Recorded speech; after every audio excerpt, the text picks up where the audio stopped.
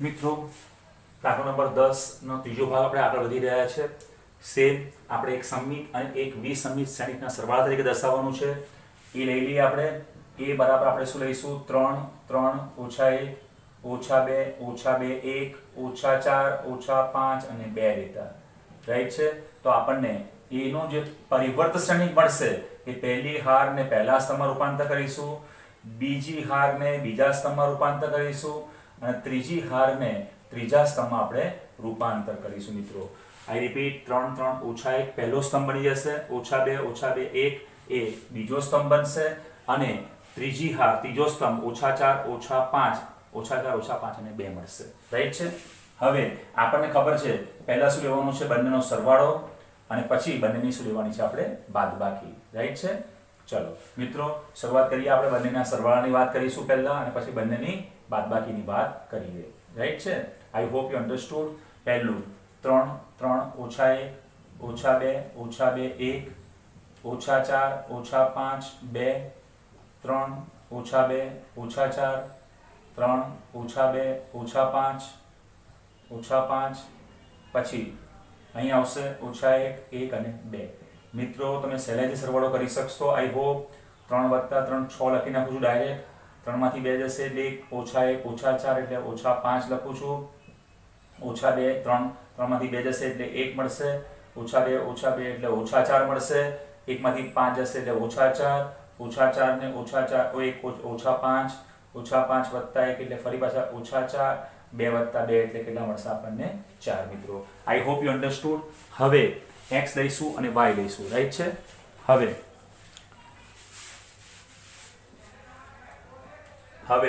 a બરાબર x plus y. Right છે. બાજુમાં આપણે એ પણ કરી દઈએ મિત્રો. બાજુમાં આપણે કરી દઈએ અહીંયા a માઇનસ a નો પરિવર્ત શ્રેણિક કરી દઈએ સાથે સાથે, જેથી કરીને તમે સરળતાથી આ દાખલાને પૂરો કરી શકો. રાઈટ છે. પહેલા તો 3 3 ઓછા 1 ઓછા 2 ઓછા 2 1 ઓછા 4 ઓછા 5 2 ઓછાનું ચિહ્ન 3 ઓછા 2 ઓછા 4 3 ઓછા 2 અને ઓછા 5 અને આગળ વાત કરીએ આપણે મિત્રો એ ઓછા 1 1 અને 2. રાઈટ. તમે જાણો છો આપણે રિપીટ કરવાની હવે કોઈ જરૂર છે નહીં. જ્યારે પ્લસ લખીએ તો ચિહ્ન બદલી નાખવાના છે. આ તો એના જ રહેશે 3 3 ઓછા 1 ઓછા 2 ઓછા 2 વત્તા 1 ઓછા 4 ઓછા 5 2. આ ઓછા થઈ જશે, આ વત્તા થશે, આ વત્તા થઈ જશે, આ ઓછા વત્તા વત્તા, આ વત્તા ઓછા અને ઓછા. બંનેનો સરવાળો કરીશું મિત્રો તો આપણને મળશે 3 માંથી 3 ગયા એટલે 0. 3 વત્તા 2 એટલે 5 મળશે. રાઈટ છે. પછી ઓછા 4 માં 1 ઓછા 1 માં 4 ઉમેરીશું એટલે આપણને 3 મળશે પહેલી વાર. ઓછા 5 થશે અહીંયા. ઓછા 2 વત્તા 2 એટલે 0 મળશે. 1 વત્તા 5 એટલે આપણને 6 મળશે. ઓછા 4 વત્તા 3 એટલે વત્તા 1 એટલે ઓછા 3. ઓછા 5 ઓછા 1 એટલે ઓછા 6. 2 માંથી 2 જશે એટલે આપણને શું મળશે મિત્રો? 0 મળશે. હવે a બરાબર x પ્લસ y લેતા આપણને ખબર જ છે મિત્રો કે x એટલે કયો શ્રેણિક લેવાનો છે? આપણે હંમેશા કયો શ્રેણિક લઈએ છીએ? સમમિત શ્રેણિક લઈએ છીએ. બરાબર 1/2 કૌંસની અંદર a વત્તા a નો પરિવર્ત શ્રેણિક બરાબર 1/2 લઈશું મિત્રો.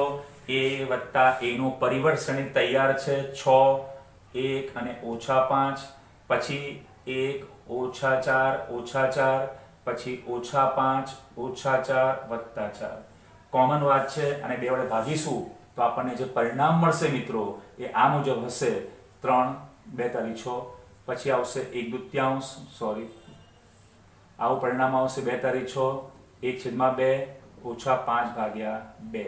હવે અહીં આવશે 1/2 2 દુ 4 2 દુ 4 માઇનસ 5 ભાગ્યા 2 માઇનસ 2 અને છેલ્લે 2 દુ 4. આ પરિણામ નંબર 1 મળશે. જે શું દર્શાવે છે મિત્રો? સમમિત શ્રેણિક દર્શાવે છે. હવે વાત કરવાની છે વિસમિત શ્રેણિકની. આઈ હોપ આપણે ફરીથી એકવાર જોઈ લઈએ. એ લીધું, એ પરથી આપણે a નો પરિવર્ત શ્રેણિક લીધો, એની અંદર a અને a ના પરિવર્ત શ્રેણિકનો સરવાળો લીધો અને a અને a ના પરિવર્ત શ્રેણિકની બાદબાકી લીધી આપણે મિત્રો. ત્યારબાદ સૌપ્રથમ આપણે a બરાબર x પ્લસ y લઈશું, જ્યાં x સમમિત લઈશું અને y ને વિસમિત લઈશું, કારણ કે લખેલું છે એક સમમિત અને એક વિસમિત શ્રેણિક છે. સમમિત શ્રેણીકનું સૂત્ર આપણને ખબર છે 1/3 a plus a dash તૈયાર છે, 2 વડે ભાગતા આપણને પરિણામ નંબર 1 મળશે મિત્રો. હવે આપણે લેવાનું છે y એ વિસમિત શ્રેણીક છે મિત્રો, તો એની આપણે ચર્ચા કરીએ. રાઈટ છે. હવે માઈનસ કરીશું અને દાખલાને આગળ વધારીશું આપણે. સૌપ્રથમ હવે ભાગ બીજો આ કાઢી નાખીએ આપણે. હવે આપણે લેવાનું છે y ને લેવાનું છે, બરાબર. હવે ધ્યાન આપજો ખાસ. હવે y બરાબર 1/3 a minus a dash. આ કયો શ્રેણીક મળશે આપણને? તો કે વિસમિત શ્રેણીક મળશે. રાઈટ છે.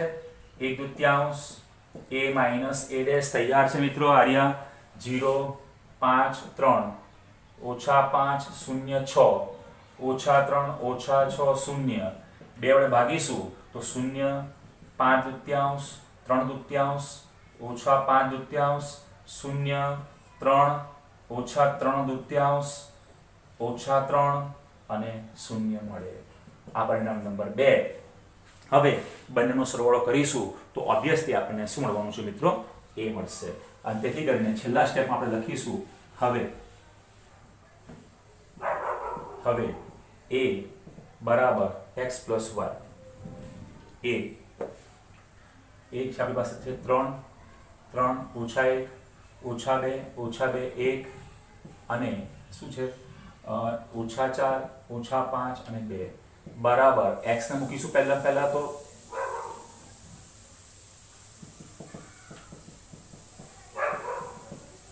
x 3 1/3 -5/3 1/3 -2 -2 -5/3 -2 2. રાઈટ. અહીંથી આપણે જોઈશું 0 5/3 3/3 0 5/3 3/3.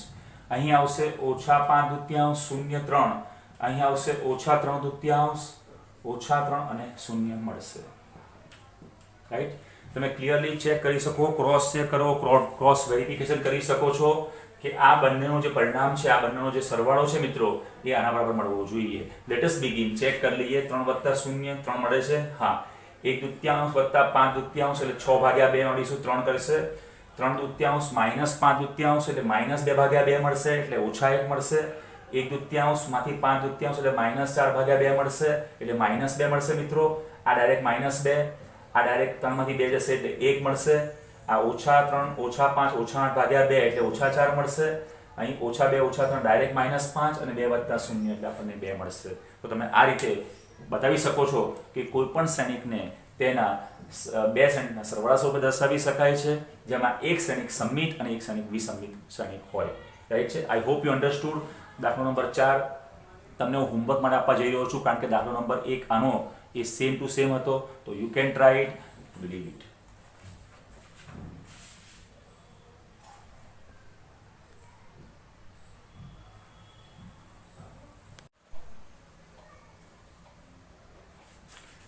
મિત્રો હવે આપણે આ સ્વાધ્યાય 3.3 ના બિલકુલ અંત પર આવ્યા છે. છેલ્લા પણ 2 દાખલા આપણને આપેલા છે, દાખલો નંબર 11, દાખલો નંબર 12, જે બંને MCQs છે અને ખૂબ સરળ છે. ખાલી ફંડામેન્ટલ અને બેઝિક્સ તમારા ક્લિયર હશે તો તમે આ વિધિન 10-20 સેકન્ડ્સમાં કરી શકશો. રાઈટ છે. Let us begin. જો a અને b સમાન કક્ષાવાળા સમમિત શ્રેણીક હોય તો AB minus B એ ખાલી જગ્યા શ્રેણીક હોય. કયો છે? તો વિસમિત હોય, સમમિત હોય, શૂન્ય શ્રેણીક હોય કે એકમ શ્રેણીક હોય. મિત્રો મોસ્ટ પ્રોબેબલી આપણને ખબર છે, a ની બી ખબર છે, આપણને નથી ખબર, ઘટક ખબર નથી, એટલે 100% આપણે વિચારી લેવાનું કે કાં તો સમમિત અથવા વિસમિતમાંથી એક હોઈ શકે. તો પ્રયત્ન આપણો એ હશે કે આપણે ચકાસીએ કે આ સમમિત કે વિસમિત છે. રાઈટ છે. સૌથી પહેલા આપણે ફંડામેન્ટલ્સનો ઉપયોગ કરીશું. રાઈટ છે. A અને B બંને આપણને ક્લિયર લખેલું છે કે સમાન કક્ષાના સમમિત શ્રેણીકો છે. રાઈટ છે. સમમિત શ્રેણીકો હોય એટલે આપણે જાણીએ જ છે મિત્રો, સમમિત શ્રેણીકનું ફંડામેન્ટલ આપણને ખબર જ છે કે A' = A. આ સમમિત શ્રેણીકનો ફંડામેન્ટલ. રાઈટ છે. તો સૌપ્રથમ આપણે શું કરીશું? સૌથી પહેલા તો AB - B ને લઈએ છે. રાઈટ છે. AB - B ને લઈએ. એનો આપણે શું લઈશું? પરિવર્ત શ્રેણીક લઈશું મિત્રો. જો પરિવર્ત શ્રેણીક અને શ્રેણીક બંને સરખા મળશે તો સમમિત, અને જો પરિવર્ત શ્રેણીક બરાબર વિરોધી શ્રેણીક મળશે તો વિસમિત શ્રેણીક. રાઈટ છે. તો શરૂઆત કરીએ આપણે AB - BA. તમે આને આ રીતે પણ લખી શકશો, AB પ્લસ બ્રેકેટની અંદર -BA આખાની ઉપર પરિવર્ત શ્રેણીક. મિત્રો યાદ આવે છે કોઈ મહત્વનો ગુણધર્મ તમને યાદ આવે તો જો a પ્લસ b નો પૂરક એટલે પરિવર્ત શ્રેણિક શોધવો હોય તો a નો પરિવર્ત શ્રેણિક વત્તા b નો પરિવર્ત શ્રેણિક આ એક મહત્વનો ગુણધર્મ બની ગયા છે. પ્લીઝ નોટ કરજો આને. રાઈટ છે. હવે આનો ઉપયોગ કરીશું અહીંયા પહેલાનો પરિવર્ત શ્રેણિક એટલે કે ab નો પરિવર્ત શ્રેણિક મેળવીશું વત્તા ઓછા b એટલે બીજાનો પણ શું મેળવીશું પરિવર્ત શ્રેણિક. આઈ રિપીટ મેં આ ગુણધર્મનો ઉપયોગ કરી રહ્યો છું. આની અંદર પણ આપણે બીજો ગુણધર્મ ઉપયોગ કરીશું મિત્રો. ખાસ ધ્યાનથી જોજો, કોન્સેપ્ટ ક્લિયર રાખજો, બિલકુલ ફંડામેન્ટલ ક્લિયર રાખજો. આપણે ભણી ગયા છે કે a ને b ના ગુણાકાર શ્રેણિકનો પરિવર્ત શ્રેણિક લેવામાં આવે મિત્રો તો b નો પરિવર્ત શ્રેણિક અને a નો પરિવર્ત શ્રેણિકનો ગુણાકાર મળે છે. તો આપણે એપ્લાય કરીએ અહીંયા તો આપણને શું મળશે? અહીંયા બીજાનો એટલે b નો પરિવર્ત શ્રેણિક ગુણાકારમાં a નો પરિવર્ત શ્રેણિક, અહીં માઈનસ બહાર નીકળી જશે મિત્રો અને અહીં શું મળશે આપણને? a નો પરિવર્ત શ્રેણિક અને b નો પરિવર્ત શ્રેણિક પ્રાપ્ત થશે. હવે તમે જાણો છો કે a અને b બંને કેવા છે? સમમિત શ્રેણિક છે એટલે a નો પરિવર્ત શ્રેણિક બરાબર a લઈ શકાય અને b ના પરિવર્ત શ્રેણિક બરાબર b લઈ શકાય. તો a અને b ની જગ્યાએ a ના અને b ના પરિવર્ત શ્રેણિકની જગ્યાએ a અને b મૂકતા આપણને શું મળશે? અહીંયા ba માઈનસ ab મળે છે. અહીંથી હું માઈનસ કોમન કાઢીશ તો અહીં આપણને શું મળશે? ab માઈનસ ba મળશે. તમે ક્લિયર જોઈ શકો છો કે જે આપેલા શ્રેણિકનો કયો શ્રેણિક છે? વિરોધી શ્રેણિક છે. વ્યાખ્યા પરથી આપણે ભણી ગયા કે આ શ્રેણિક શું કહેવાય? વિસંમિત શ્રેણિક કહેવાય. તેથી કરીને આપણે કહી શકીએ કે ab માઈનસ ba એ વિસંમિત શ્રેણિક છે. વિસંમિત શ્રેણિક છે. મિત્રો આઈ હોપ તમને ખબર પડી હશે. કારણ તમને લખી આપું છું કારણ કે a dash equal to minus a પરથી. વાત કરીએ આગળ, નવા દાખલાની શરૂઆત કરીએ મિત્રો. દાખલો નંબર 12. જો આલ્ફાનું મૂલ્ય ખાલી જગ્યા હોય તો a વત્તા a નો પરિવર્ત શ્રેણિક બરાબર i થાય. એ આપણને આપેલ છે તો આપણે આલ્ફાનું મૂલ્ય શોધવાનું છે મિત્રો. શરત શું આપેલું છે? ધ્યાનથી જોઈશું. શરત આપણને આપેલી છે a પ્લસ a ડેશ બરાબર i. રાઈટ છે. એટલે પહેલા આપણે લખીશું અહીં આપણને આપેલ છે a વત્તા a નો પરિવર્ત શ્રેણિક બરાબર i છે. એ તૈયાર છે મિત્રો. cos alpha minus sin alpha, નીચે sin આલ્ફા અને cos આલ્ફા પ્લસ તો પ્લસ અહીં આવશે a નો પરિવર્ત શ્રેણિક, પહેલી હાર પહેલો સ્તંભ, બીજી હાર અને બીજો સ્તંભ બરાબર આપણને શું આપેલું છે? 1 0 0 1 આપણને આપેલ છે. જે શું છે? i એટલે એકમ શ્રેણિક. આપણે વારંવાર ચર્ચા કરી ચૂક્યા છે મિત્રો.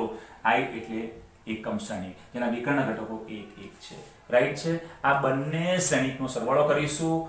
cos alpha plus cos alpha minus sin alpha. તમે ડાયરેક્ટ પણ કરી શકશો. sin alpha plus sin alpha, અહીં આવશે sin alpha minus sin alpha અને અહીં આવશે cos alpha plus cos alpha બરાબર આપણને આપેલ છે 1 0 0 1.